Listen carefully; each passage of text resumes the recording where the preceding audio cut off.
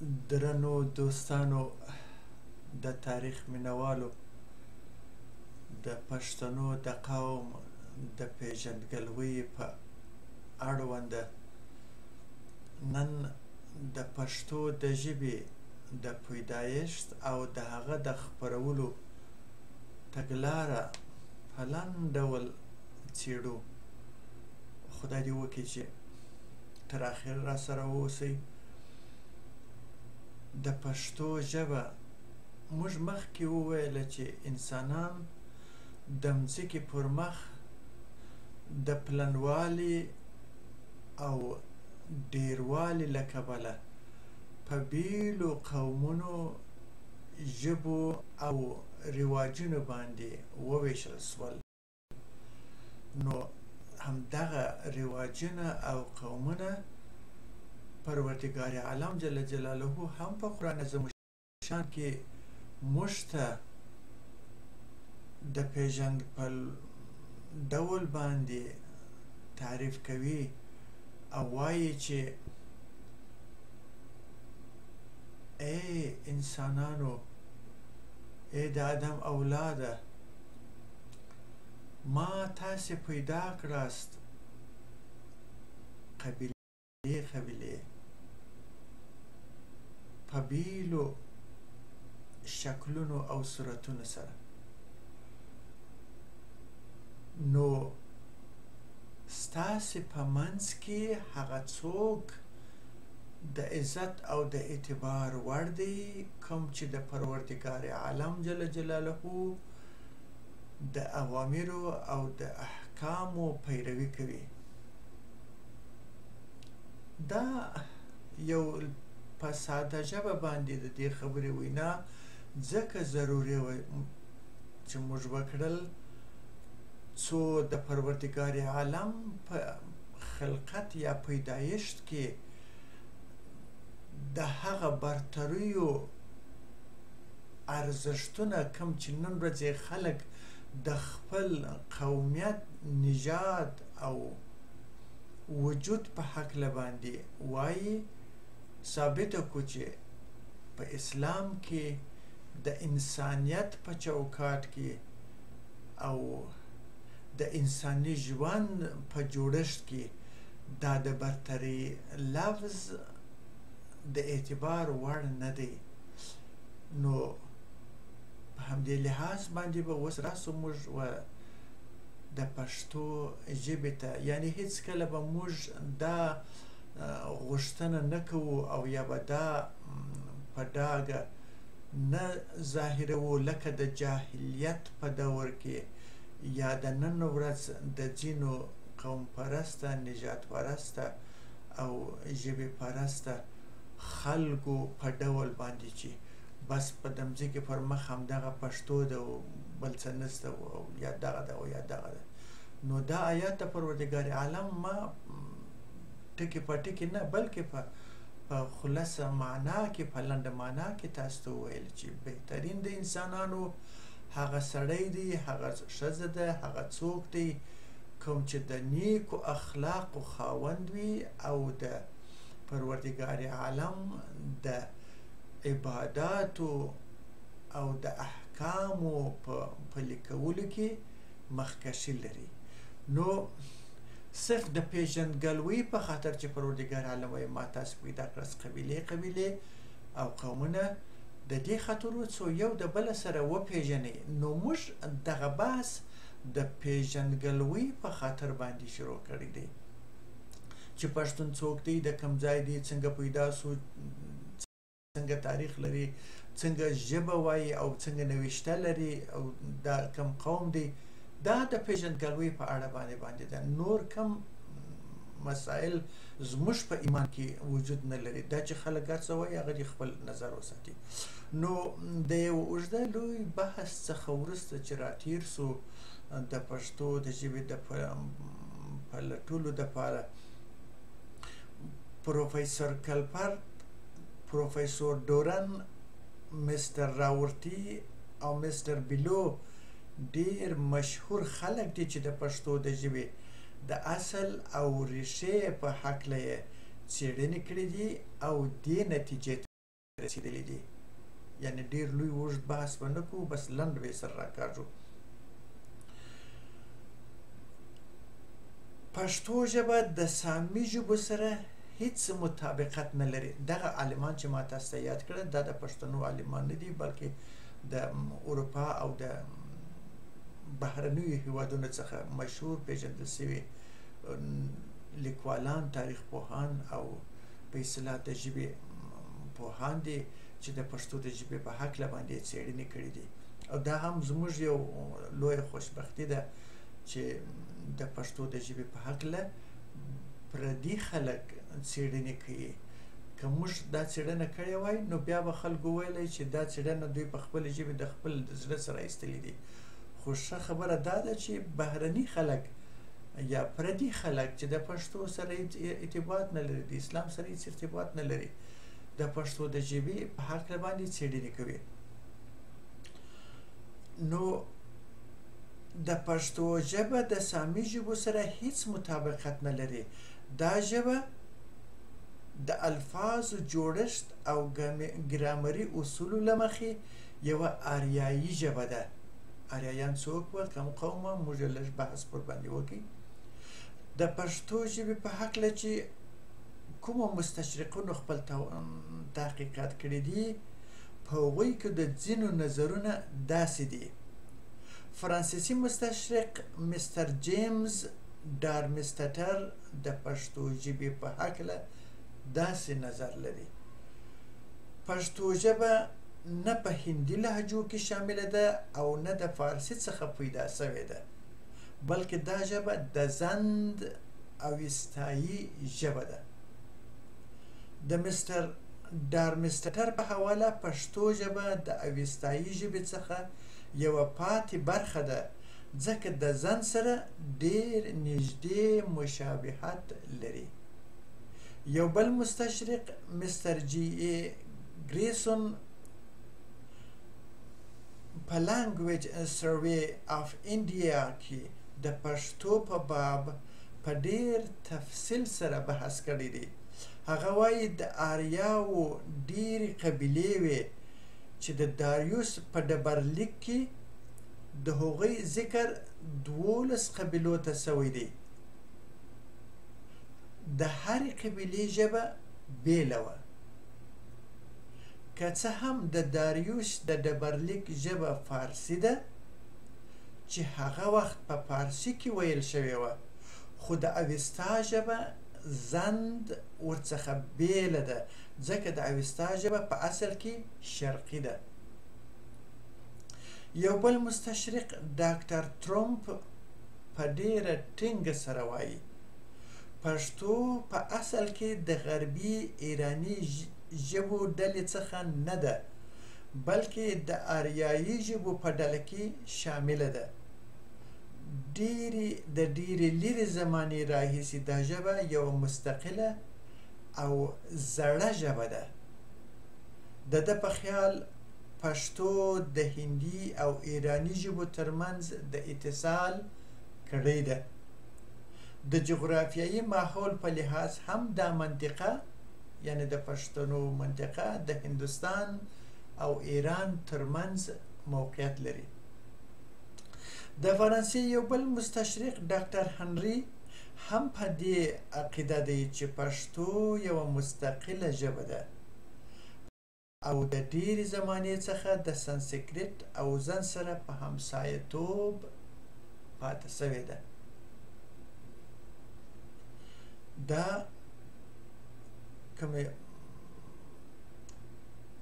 لیکنې یا کوم راټولونې چې موږ درلودې دا د عبدالحی حبیبي د لیکونو څخه موږ رااخیستې دي.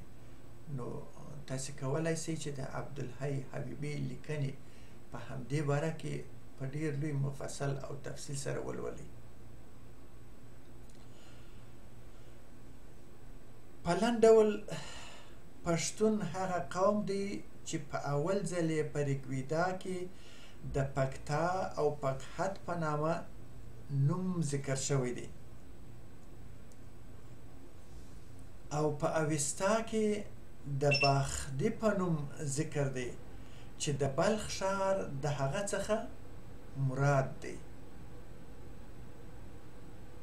هخامنشیانو د 500 قبل المیلاد په شاوخوا کې د یوناني مورخینو لخوا دا خلک د پکتویس او پکتوان په نوم او د دوی ملک د پکتیکا، پکتیکی او پکتین په نوم یاد کړی دی.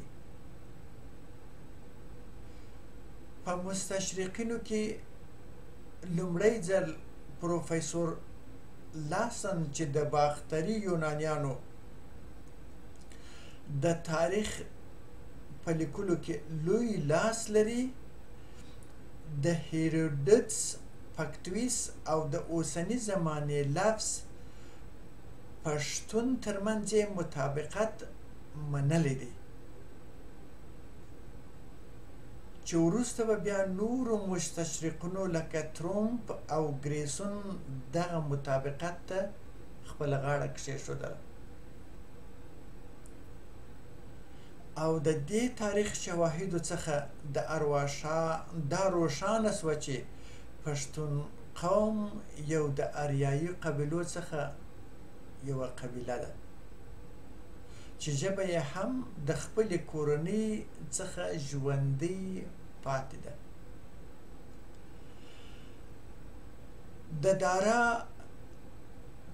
د درای اول په کتیبه کې بوستون کې چې نوم یې بوستون دی، د درای اول په کتیبه کې چې نوم یې بوستون دی، د پښتو ژبې 3 مصرې هم موندل شوي دي او دا د پښتو ژبې لومړنۍ نمونه ده چې په میخي خط د دارا په کتیبه کې په دې ډول موجود دي. په شواهدو سره د دې خبرې تایید موږ تاسې ته وکړ. اوس په دغه لیکنه موږ تاسې چې په میخي خط باندې لیکل شوي دي ستاسو سره په ښوونه کې شریک کړو. خدای دې وکړي چې کیفیت یې سم واوسي.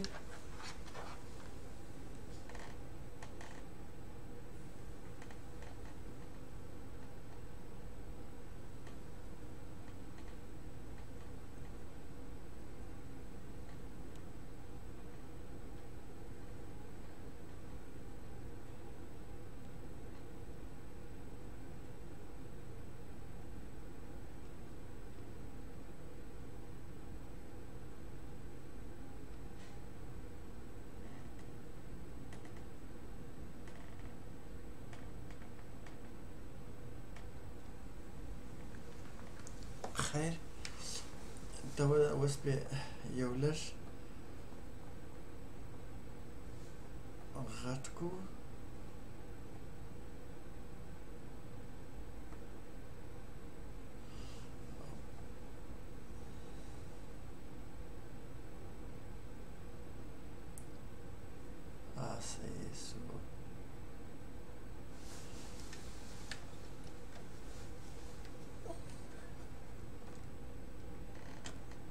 په پورته برخه کې وګورئ تاسې به هغه د میخي خط مکمل حالت په خپله څیره کې ووینئ. لاندې ورته په ترجمه شوي ډول د عبدالحی حبیبي په لیکنه کې د هغه له قوله څخه پیدا کولی شئ. خو په هر صورت باندې په دې ډبرلیک کې په اول، دوهم او دریم مصره کې په اوله مصره کې داسې نوشته دي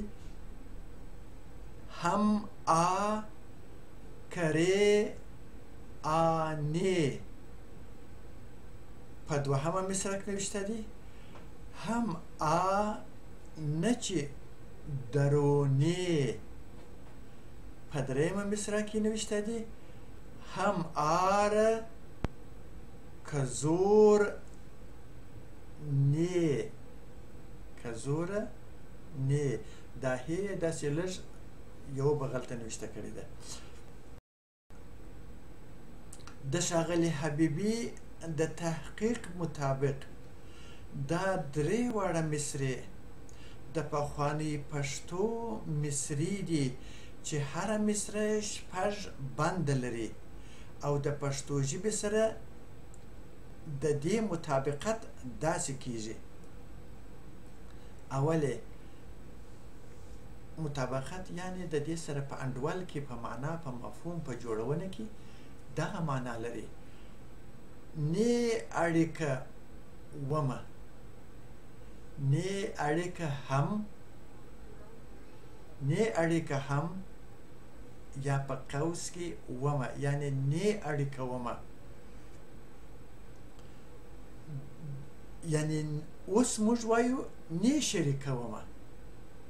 پخوا د اړیکو اوس هم په پښتو ژبه کې د اړیکې کلمه په ډېر وضاحت سره بیانېږي او دا مشهوره ده چې نې اړیکه ومه یا اړیکه ورسره ونیسه یا اړیکې دې څنګه دي.